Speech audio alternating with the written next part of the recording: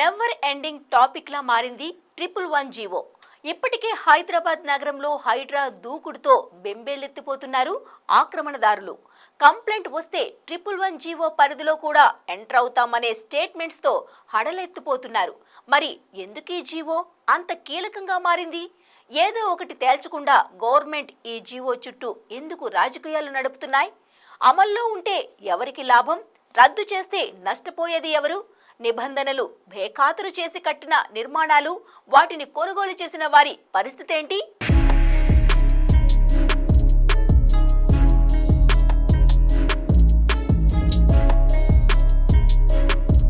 111 GO చుట్టూ జరిగే hot discussion కు ఎండ్ కార్డ్ ఎప్పుడు పడుతుంది? ఉన్న పలంగా రేవంత్ రెడ్డి సర్కార్ ఈ ప్రశ్నకు సమాధానం చెప్పాల్సిందే.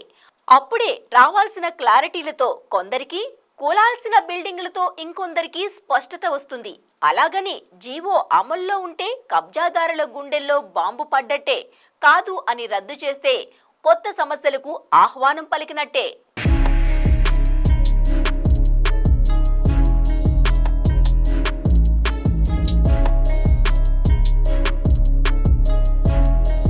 ఏంటి 111 జీవో? ఎవరు రూపొందించారు? ఎప్పటి నుంచి అమల్లోకి వచ్చింది? 111 జీవోతో లాభమా నష్టమా?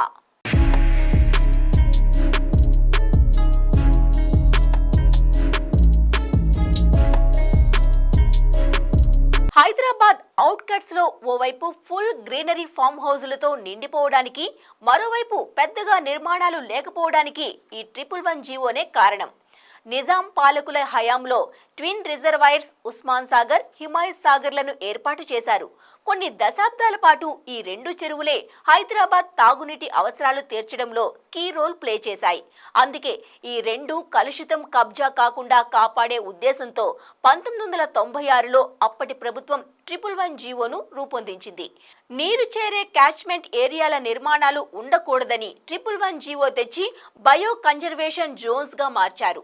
ఈ ప్రాంత విస్తీర్ణం 538 చదరపు కిలోమీటర్లు కాగా 132,000 ఎకరాల ల్యాండ్ బ్యాంక్ అందుబాటులో ఉంది. హైదరాబాద్కి చేరువలో ఉన్న ఈ భూముల్లో కేవలం 10% మాత్రమే నిర్మాణాలకు అనుమతి.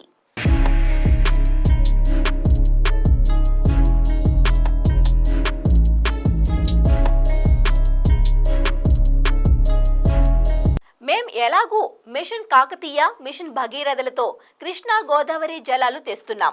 ఉస్మాన్, హిమాయత్ సాగర్లను తాగునీటి అవసరాలకు వాడటం లేదు. కాబట్టి ఆ 111 ఎత్తేసి రియల్ ఎస్టేట్ డెవలప్మెంట్ కు సహకరిస్తామని కేసీఆర్ ప్రకటించారు. పైగా 111 కారణంగానే సికింద్రాబాద్ కంటోన్మెంట్ వైపు, రంగారెడ్డి, వికారాబాద్ జిల్లాల పరిధిలో అభివృద్ధి విస్తరణకు, వికేంద్రీకరణకు ఆటంకం కలుగుతుందని, అక్కడి ప్రజల ఆకాంక్ష మేరకే జీవో ఎత్తివేస్తున్నామని తమ నిర్ణయాన్ని సమర్థించుకున్నారు కేసీఆర్. కానీ ఆ రద్దు అమల్లోకి వచ్చిందా రాలేదా అన్నదే ఆన్సర్ లేని పజిల్ గా మారింది.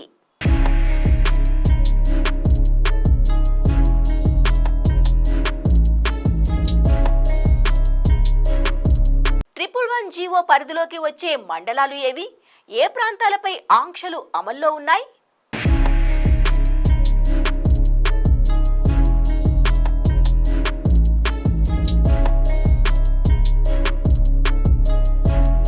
మొత్తం 7 మండలాల్లోని 84 గ్రామాల్లోని భూముల వినియోగంపై ఆంక్షలు ఉన్నాయి. శంషాబాద్ మండలంలోని 47 గ్రామాలు, మోయినాబాద్లోని 20 గ్రామాలు, చేవెళ్లలో 6, శంకరపల్లిలో 3, రాజేంద్రనగర్లో 3, షాబాద్లో 2, కొత్తూరులో 1 గ్రామంపై 111 పరిధి ఆంక్షలున్నాయి. ఈ ప్రాంతాలలో నిర్మాణాలకు అనుమతులు ఉండవు.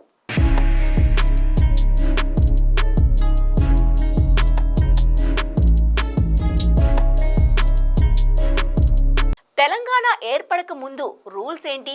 తెలంగాణ అవతరించాక జరిగిన మార్పులేంటి?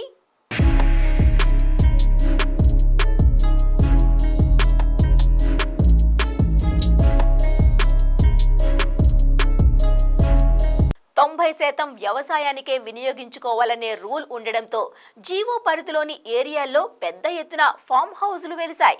ఐటీ కారిడార్లను ఆనుకుని ఉండడం, ఇతర ప్రాంతాలతో పోల్చితే ఇక్కడ ధరలు తక్కువగా ఉండడంతో అనేక మంది బడాబాబులు పెద్ద ఎత్తున భూములు కొనుగోలు చేశారు.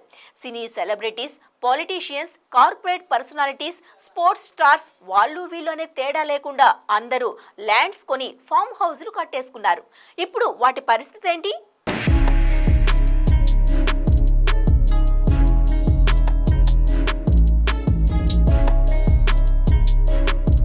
ఇక హైదరాబాద్ లో నివసించే ప్రముఖులంతా సేద తీరడానికి వెళ్లే ఫామ్ హౌజులన్నీ మోయినాబాద్, శంషాబాద్, చేవెళ్ల, శంకర్పల్లి, మోఖిల్లా ప్రాంతాల పరిధిలోనే ఉన్నాయి.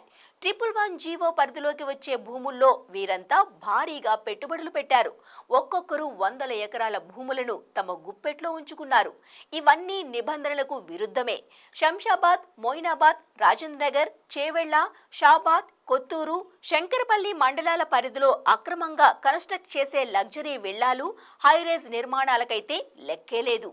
111 ఎత్తేశాక ఒక్క శంషాబాద్లోనే దాదాపు 500 వరకు అక్రమ నిర్మాణాలు వెలిశాయనే లెక్కలున్నాయి. ఇక మొయినాబాద్లో కొందరు రియల్టర్లు భూములను 10-25 గుంటల చొప్పున ఫామ్ ల్యాండ్స్ గా మార్చి విక్రయించిన విషయం తెలిసిందే.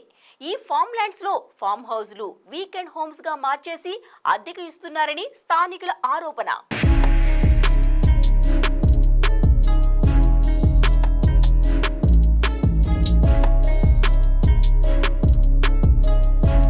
ప్రకృతి సంరక్షణ పట్టదా?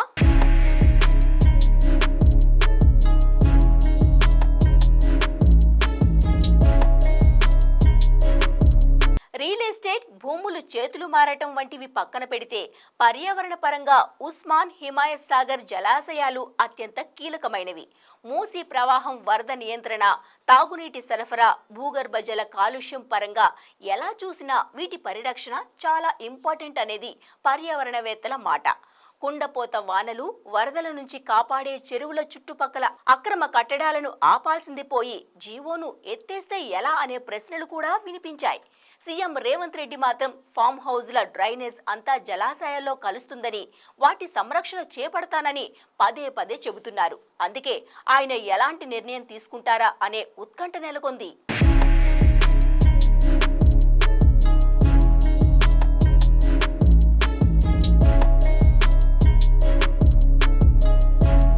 ఒకవేళ 111 జీవో అమల్లోనే ఉందని రేవంత్ ప్రభుత్వం ప్రకటిస్తే 84 గ్రామాలు బఫర్ జోన్లోకి వెళ్లినట్టే. మరోవైపు హైడ్రా 111 జీవో ప్రకారమే చర్యలు తీసుకోవడానికి రెడీ అవుతోంది. నిజానికి కేసీఆర్ జీవో ఎత్తేస్తామని ప్రకటించిన తర్వాతే ఇక్కడ నిర్మాణాలు ఊపందుకున్నాయి. ఓవైపు బడాబాబుల ఫామ్ హౌజులు, మరోవైపు ఫ్లాట్లుగా మారిపోయిన పొలాలు. ఇలా ఇల్లీగల్ కన్స్ట్రక్షన్స్ కు లెక్కే లేదు. అందుకే వన్స్ జీవో మీద క్లారిటీ వస్తే హైడ్రా వాటన్నింటినీ కూల్చివేసే అవకాశాలే ఎక్కువనే మాట వినిపిస్తోంది. 111 జీవో పరిధిలోకి వచ్చే 84 గ్రామాల్లో రియల్ ఎస్టేట్ వ్యాపారం భారీగానే జరిగింది. తెలంగాణ రాకముందు కొన్ని ప్రాంతాల్లో ఎకరం ₹1,00,00,000 వరకు ఉండేది. తెలంగాణ వచ్చాక 111 జీవోను రద్దు చేస్తామని కేసీఆర్ ప్రభుత్వ ప్రకటనతో ఇది 3 నుంచి 5 కోట్ల దాకా పెరిగింది. కోకాపేటకు చెరువులో ఉన్న ప్రాంతాల్లో ఎకరానికి 15-20 కోట్లకు పెరిగింది. ఇప్పుడేమో 111 చుట్టూ అయోమయం నడుస్తుండటంతో అక్కడ భూములు కొనుగోలు చేసిన వారు, చేయాలనుకునేవారు గందరగోళానికి గురవుతున్నారు.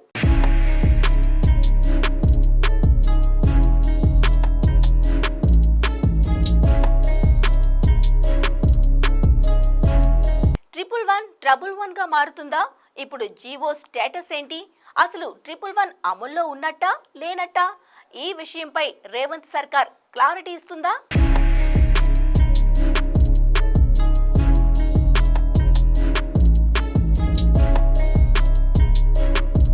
111 జీవో రద్దు చేస్తున్నట్టు ప్రకటించే సమయంలో కేసీఆర్ గవర్నమెంట్ అరచేతిలో 3D ఎఫెక్ట్ లో వైకుంఠాన్ని చూపించారు. జీవోను ఎత్తేస్తామని అయితే చెప్పారు, కానీ ఆ ప్రక్రియ పూర్తయిందో లేదో అన్నదే పెద్ద డైలమా. ఓ కమిటీని వేసి ఆ నివేదిక ప్రకారం అమలు చేస్తామన్నారు. ఆ కమిటీ నివేదికలో ఏముందో కూడా $1 మిలియన్ క్వశ్చన్. ఈ సాగా కంటిన్యూ అవుతుండగానే కేసీఆర్ ఓడిపోవడం, కాంగ్రెస్ అధికారంలోకి వచ్చి రేవంత్ రెడ్డి సీఎం కావడం జరిగిపోయాయి. మళ్ళీ 111 జీవో రద్దు విషయం మొదటికొచ్చింది. ముందు నుంచి 111 GO ఎత్తివేతకు Revanth Reddy వ్యతిరేకమే.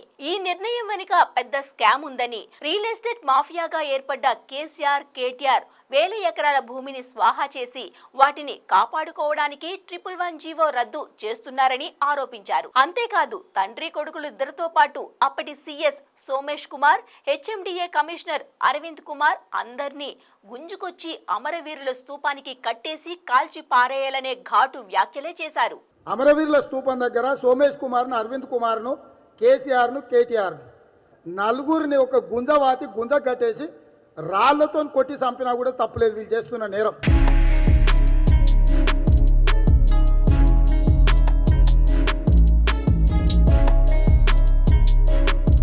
Present CM chair లో ఉంది రేవంత్ రెడ్డి. మరి అప్పటి ఆవేశం కంటిన్యూ అయిద్దా? మాటలు చేతలుగా మారతాయా అంటే ఇప్పటికైతే మౌనమే సమాధానం. అదే సమయంలో జీవో అమల్లోనే ఉందన్నట్టు వ్యవహరిస్తోంది ప్రభుత్వం. కంప్లైంట్స్ వస్తే 111 జీవో లిమిట్స్ లో సైతం కూల్చివేతలు కంటిన్యూ అవుతాయనే హైడ్రా కమిషనర్ రంగనాథ్ వ్యాఖ్యలు ఆ కోవలోవే అనుకోవాలి. అంటే ఓ రకంగా 111 అమల్లోనే ఉందనే విషయాన్ని తెలంగాణ సర్కార్ హింట్ ఇవ్వకనే ఇస్తోంది. కాకపోతే ఆ మ్యాటర్ నే ఒక అధికారిక ప్రకటన చేసి క్లియర్ పిక్చర్ ఇవ్వడానికి మాత్రం ఆలస్యం చేస్తోంది.